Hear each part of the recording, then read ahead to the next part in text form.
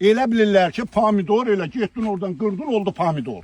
Bunun gəl əmələ gəlmə, bunun iqtisadi cəhətdən qiymətləndir, gör, kətçi nə çəkir? Niyə kətçini həmişə aşağılayırlar ki, kətçi şəhərə qaçmaq üçün? Niyə qaçır?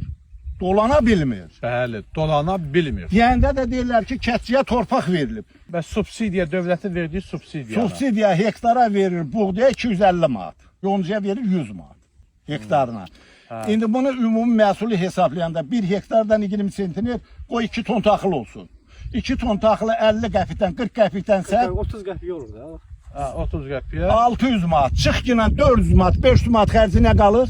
100 manata demək bu işləməlidir. 100 manata 150 manat. 100 manata, 100 manata kətçi bədbax həmin pulla kommunallı ödəsin, ailəsini saxlasın, xeyirşərə getsin. Bunu kətdə yaşamayan bu şeyləri bilməz.